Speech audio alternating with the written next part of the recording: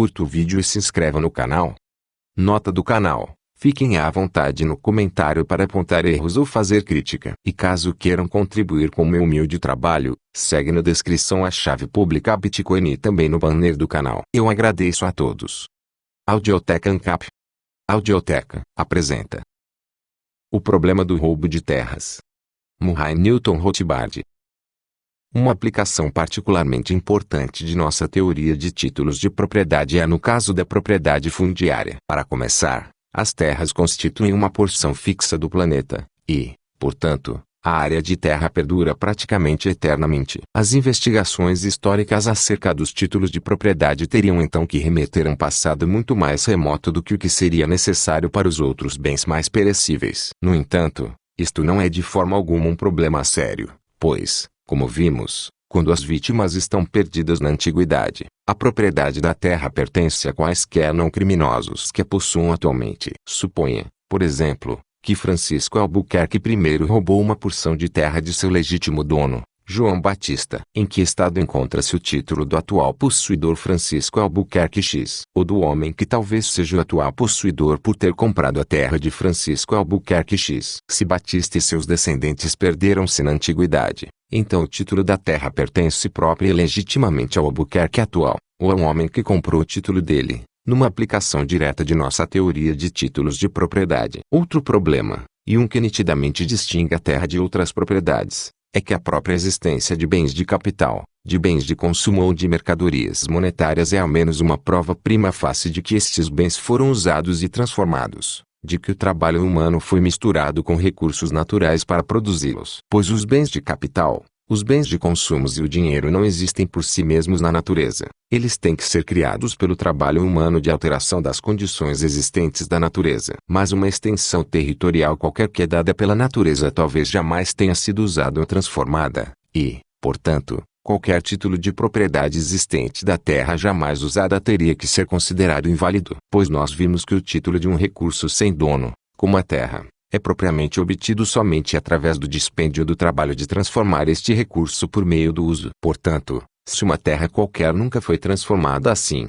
ninguém pode reivindicar legitimamente sua posse. Suponha, por exemplo, que o Sr. Gomes possui legalmente uma determinada extensão de terra cuja porção noroeste nunca foi alterada de seu estado natural por Gomes nem por outra pessoa. A teoria libertária validará moralmente o seu direito ao resto da terra, contanto que, como requer a teoria, não exista nenhuma vítima identificável, ou que o próprio Gomes não tenha roubado a terra. Mas a teoria libertária tem que invalidar seu direito à posse da porção noroeste. Então, desde que não apareça nenhum colonizador que comece a transformar a porção noroeste, não existe nenhuma complicação prática. A reivindicação de Gomes pode ser inválida, mas isto também é mera verborragia sem sentido. Ele ainda não cometeu uma agressão criminosa contra ninguém. Mas, caso apareça outro homem que vá transformar a terra, e se Gomes o expulsasse da propriedade à força, ou se empregasse outros para fazer isso, então neste momento Gomes se tornaria um agressor criminoso contra o justo dono da terra. O mesmo valeria se Gomes usasse violência para impedir a entrada de outro colonizador nesta terra nunca usada,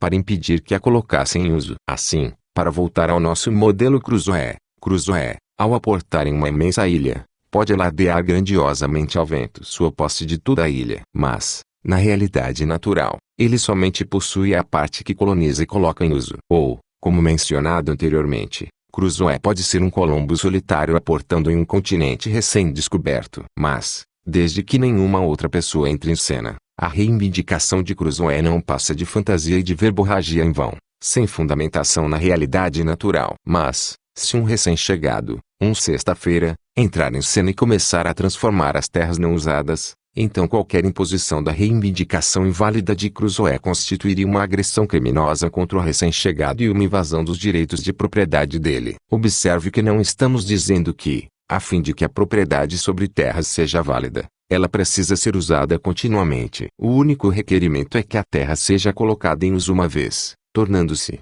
deste modo, propriedade daquele que misturou seu trabalho com a terra, que estampou a marca de sua energia pessoal nela. Após este uso, não há mais razão para invalidar a terra que fica ociosa, assim como não há razão para repudiar alguém que mantém seu relógio na gaveta. Desta forma, Qualquer reivindicação de propriedade a uma terra que jamais foi colocada em uso é inválida. A imposição de tal reivindicação sobre um primeiro usuário torna-se então um ato de agressão contra um direito de propriedade legítimo. Na prática, é importante destacar, não é nada difícil distinguir uma terra em seu estado virgem natural de uma terra que em algum momento foi alterada pelo homem através de seu uso. A mão do homem ficará evidente de alguma maneira. No entanto, um problema que às vezes surge na validade dos títulos de terras é da questão da turbação da posse. Suponhamos que um homem, Gomes, depare-se com uma parte de uma terra que não esteja claramente sob a posse de ninguém, talvez sem cerca e sem ninguém presente no local. Gomes presume que esta terra não tem dono.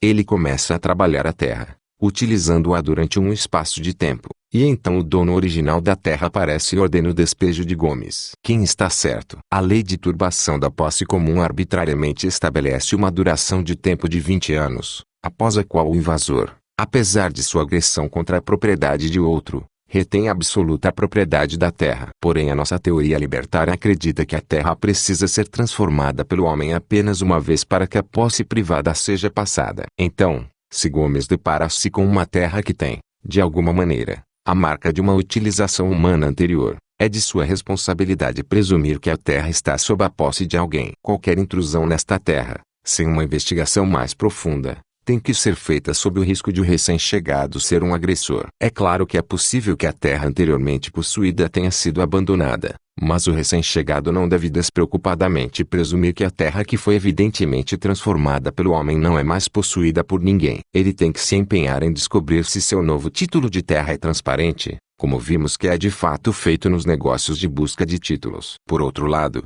se Gomes se depara com uma terra que claramente jamais foi transformada por ninguém, ele pode transformá-la imediata e impunemente, pois na sociedade libertária ninguém pode ter um título válido de uma terra que jamais foi transformada. No mundo atual, depois de quase todas as extensões de terra já terem sido colocadas a serviço do homem, a invalidação de títulos de terra por jamais terem sido usadas não seria muito comum. De maior importância hoje em dia seria a invalidação de títulos de propriedade de terra como consequência de agressões contínuas de terceiros a terras com proprietários legítimos. Já discutimos o caso de os ancestrais de Albuquerque terem confiscado uma parte da terra da família Batista, enquanto Albuquerque usa e possui a terra nos dias atuais. Mas suponha que, séculos atrás, Batista estava cultivando o solo e, portanto, possuindo legitimamente a terra, e então aquele Albuquerque aparece e se estabelece perto de Batista, reivindicando, através do uso de coerção, o título da terra de Batista,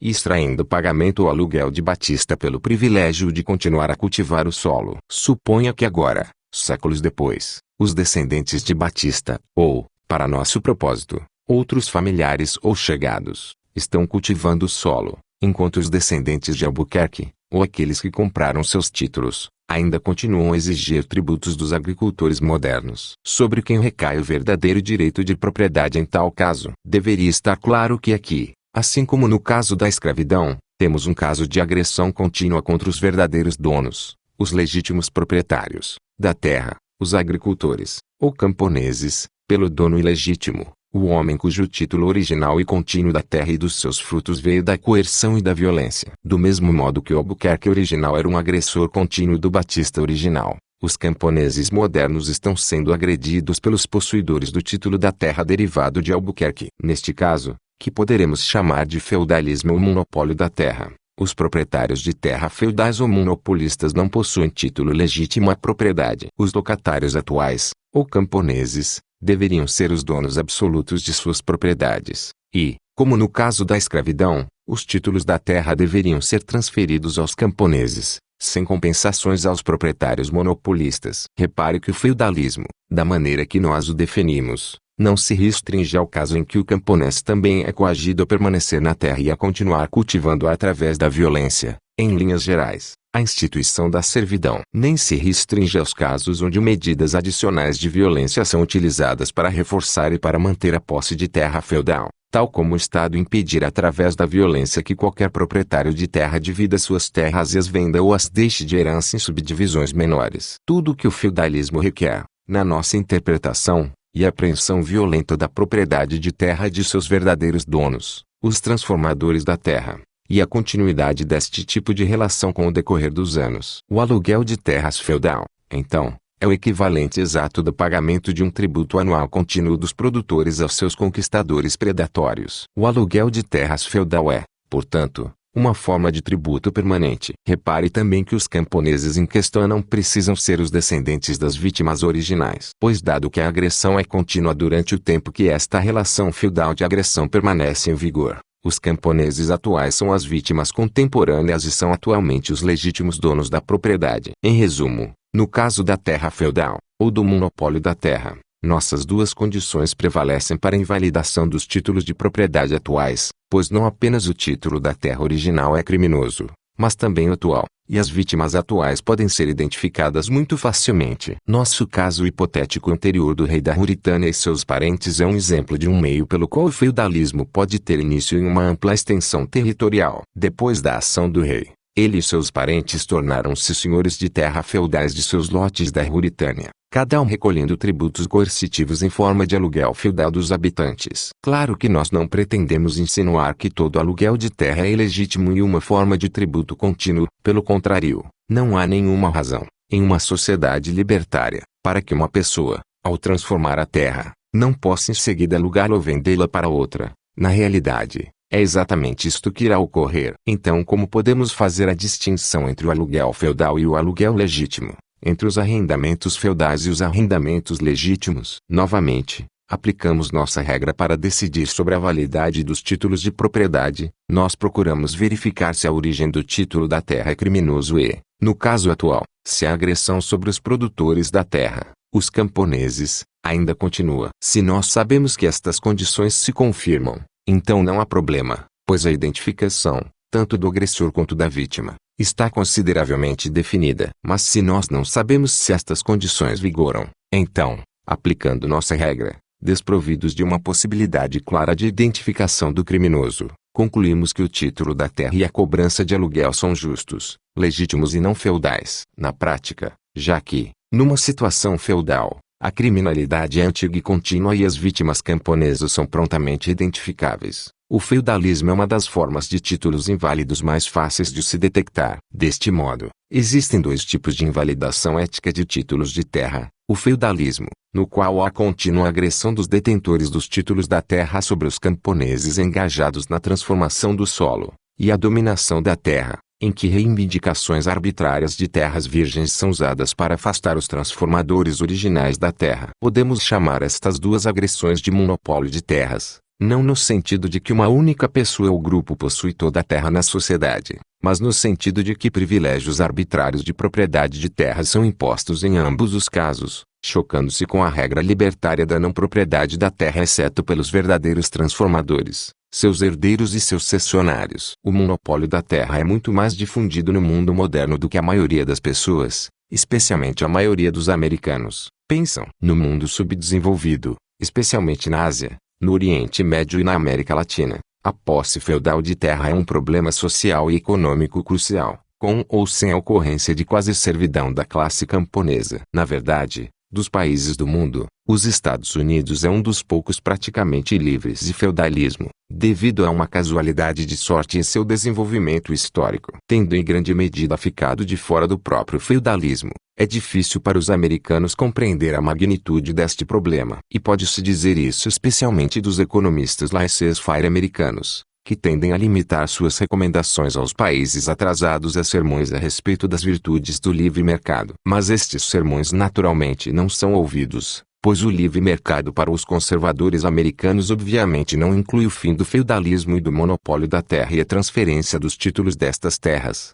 sem compensações, à classe camponesa. E, ainda, já que a agricultura é sempre a indústria disparadamente mais importante dos países subdesenvolvidos, um mercado verdadeiramente livre, uma sociedade verdadeiramente libertária devotada à justiça e aos direitos de propriedade, só pode ser estabelecido lá acabando-se com as reivindicações feudais injustas de propriedade. Mas os economistas utilitários, que não se baseiam em nenhuma teoria ética de direitos de propriedade, têm de recorrer à defesa de qualquer status quo que exista. Neste caso, infelizmente, O status quo da opressão feudal da justiça e de qualquer mercado da terra ou da agricultura genuinamente livre. Esta desconsideração do problema da terra significa dizer que os americanos e os cidadãos dos países subdesenvolvidos falam duas línguas diferentes e que não podem sequer começar a entender a posição dos outros. Os conservadores americanos, em particular, aconselham os países atrasados sobre as virtudes e a importância do investimento privado estrangeiro procedente de países avançados e da criação de um clima favorável para este investimento,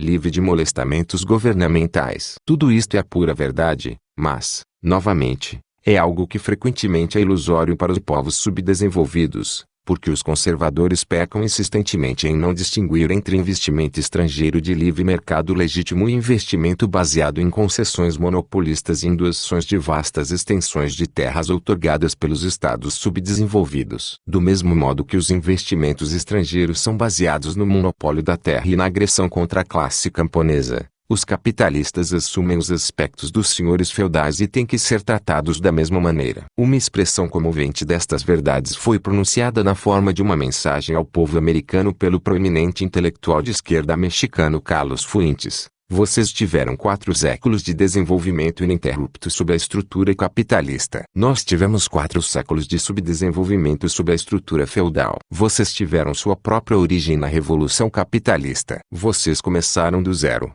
Uma sociedade virgem, totalmente equiparada aos tempos modernos, sem lastro feudal algum. Nós, ao contrário, fomos criados para sermos um apêndice da ordem feudal decadente da Idade Média. Nós herdamos sua estrutura obsoleta, absorvemos seus vícios e os convertemos em instituições situadas às margens da revolução do mundo moderno. Nós fomos da escravidão para o latifúndio, extensões enormes de terra sob propriedade de um único dono, a negação dos direitos políticos, econômicos ou culturais das massas, uma espécie de alfândega impedindo a entrada de ideias modernas. Vocês têm que entender que o drama da América Latina origina-se na persistência das estruturas feudais ao longo de 4 séculos de miséria e de estagnação, enquanto vocês estavam no centro da Revolução Industrial, exercendo a democracia liberal. Não precisamos vasculhar muito para encontrar exemplos de agressões e de monopólios de terras no mundo moderno. Na verdade, eles são muito numerosos. Nós podemos citar um exemplo não muito diferente do nosso hipotético rei da Mauritânia.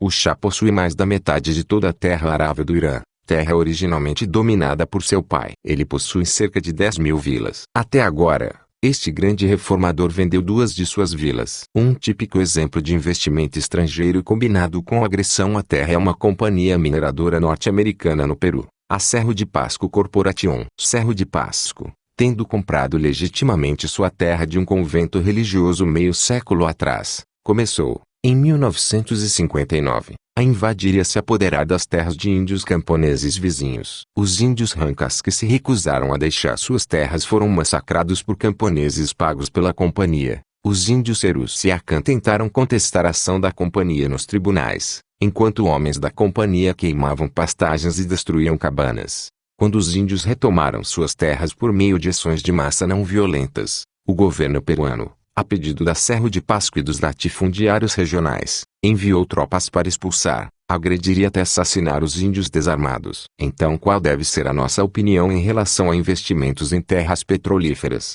Uma das principais formas de investimento estrangeiro em países subdesenvolvidos nos dias de hoje. O principal erro da maioria dos analistas é fornecer uma aprovação universal ou uma condenação universal, pois a resposta depende da justiça do título de propriedade estabelecido em cada caso específico. Por exemplo, num lugar em que uma companhia petrolífera, estrangeira ou nacional, reivindica o campo de petróleo que ela descobriu e perfurou, então esta é a sua justa propriedade privada apropriada originalmente. E é injusto que o governo do país subdesenvolvido taxe e regule a companhia. Num lugar em que o governo insiste em reivindicar a propriedade da terra e apenas concede o petróleo à companhia, então, como veremos mais adiante ao discutir a função do governo, a reivindicação do governo é ilegítima e inválida, e a companhia, no papel de apropriador original, é justamente a dona e não meramente a arrendatária da terra petrolífera. Por outro lado, existem casos em que a companhia petrolífera utiliza o governo de um país subdesenvolvido para outorgar,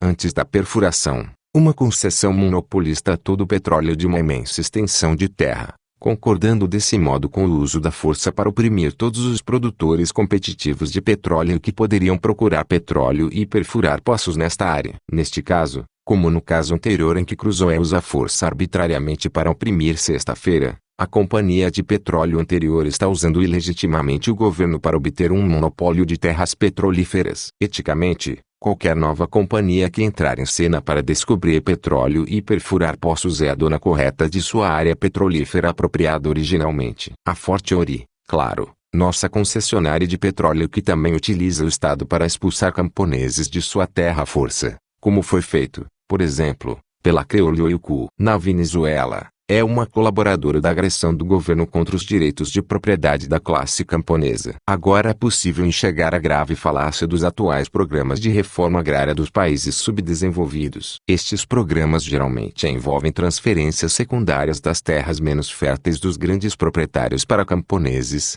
combinadas com compensação total aos proprietários, geralmente financiada pelos próprios camponeses via auxílio estatal. Se o título do grande proprietário é justo, então qualquer reforma agrária aplicada a esta terra é uma confiscação injusta e criminosa de sua propriedade, mas, por outro lado, se o seu título é injusto, então a reforma é sem valor e não toca o âmago da questão. Pois então a única solução seria tornar o título vago e transferi-lo aos camponeses, certamente sem nenhuma compensação aos agressores que se apoderaram injustamente da terra. Deste modo, o problema da terra nos países subdesenvolvidos só pode ser solucionado através da aplicação das regras da justiça que demonstramos, e esta aplicação requer uma investigação empírica detalhada e indiscriminada dos títulos de terra atuais. Nos últimos anos, a doutrina de que o feudalismo, ao invés de ser opressivo e explorador, era na verdade uma proteção à liberdade ganhou espaço entre os conservadores americanos. É verdade que o feudalismo, conforme indicadas por estes conservadores,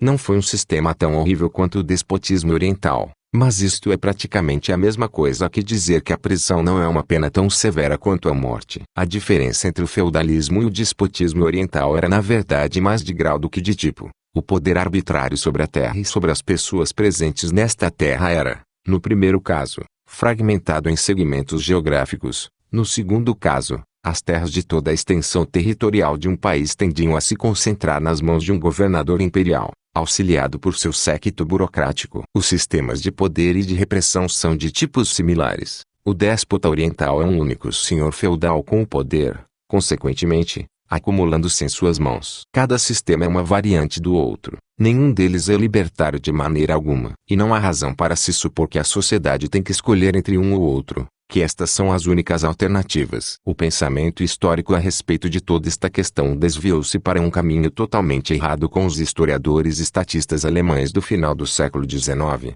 com homens como Schmoller, Bucher, Ehrenberg e Sombart. Estes historiadores postularam uma nítida dicotomia e um conflito inerente entre o feudalismo e a monarquia absolutista, ou o Estado forte. Eles postularam que o desenvolvimento capitalista requer uma monarquia absolutista e um Estado forte para romper as restrições feudais e do tipo guilda. Ao sustentar esta dicotomia do capitalismo mais o Estado central forte versus o feudalismo, eles contaram com apoio, de acordo com seus pontos de vista singulares, dos marxistas, que não fizeram nenhuma distinção particular entre a burguesia que se utilizou do Estado e a burguesia que atuou no livre mercado. Hoje em dia alguns conservadores modernos pegaram esta velha dicotomia e a subverteram. O feudalismo e o Estado central forte ainda são considerados polos opostos fundamentais, salvo que, para eles, o feudalismo é considerado alternativa boa. O erro está na própria dicotomia. Na verdade, o Estado forte e o feudalismo não eram antitéticos.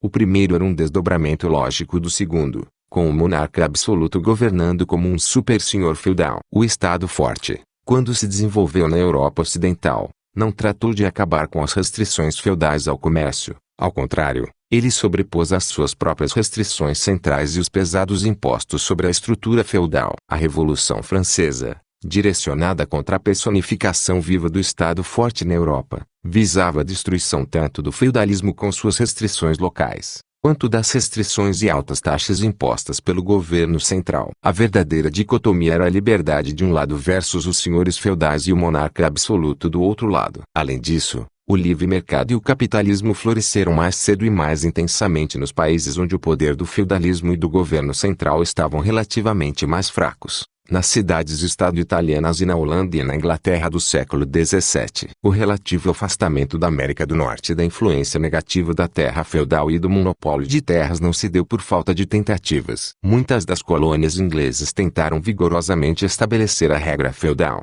principalmente onde as colônias eram companhias concessionárias ou proprietárias, especialmente em Nova York, Maryland e nas Carolinas. As tentativas fracassaram porque o Novo Mundo era uma extensão territorial vasta e virgem, e, portanto, os numerosos recebedores dos privilégios da terra feudal e monopolista, muitas delas imensas, só conseguiam lucrar com elas ao induzir os colonos a virem ao Novo Mundo e a se estabelecerem em suas propriedades. Aqui não havia, como no Velho Mundo, colonos já presentes em terras relativamente cheias que poderiam ser explorados facilmente. Ao contrário, os proprietários de terras, forçados a encorajar a colonização, e ansiosos por um retorno rápido, invariavelmente subdividiam e vendiam suas terras aos colonos. Foi uma pena, claro, que por meio de reivindicações arbitrárias e de privilégios governamentais, os títulos de terras tenham se concentrado antes da colonização. Os colonos foram consequentemente forçados a pagar um preço pelo que deveria ter sido uma terra gratuita. Mas, se a terra era comprada pelo colono,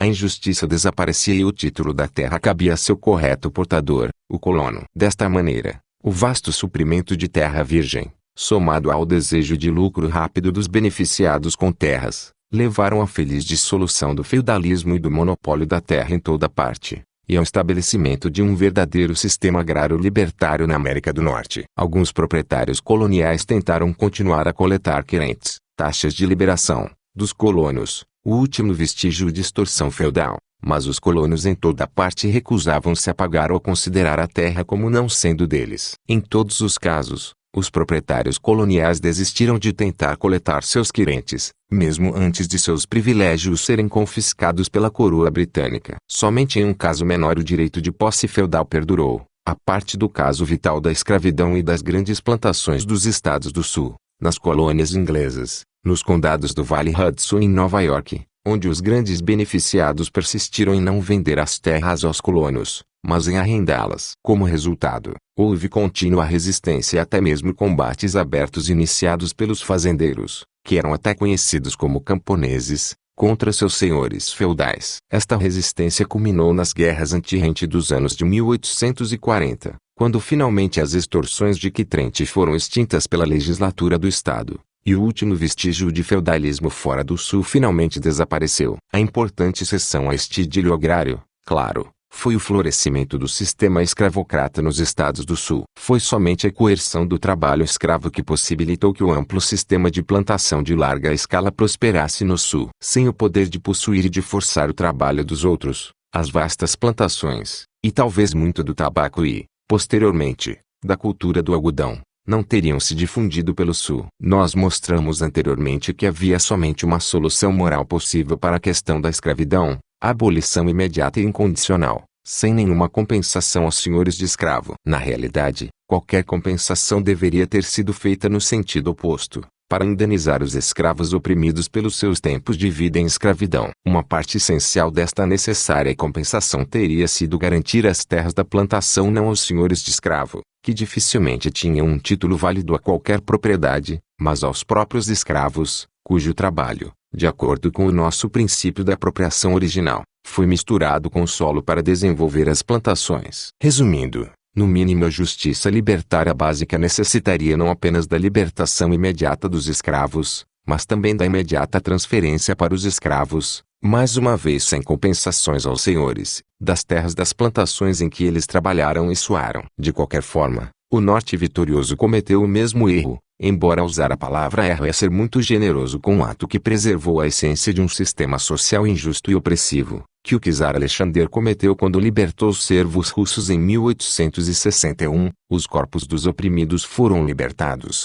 mas a propriedade em que eles trabalharam e que eminentemente mereciam possuir permaneceu nas mãos dos antigos opressores. Assim, com o poder econômico permanecendo em suas mãos, não demorou para que os antigos senhores mais uma vez se encontrassem praticamente na posição de mestres daqueles que agora eram inquilinos ou empregados da fazenda livres. Os servos e os escravos sentiram o gosto da liberdade, mas foram cruelmente privados de seus frutos.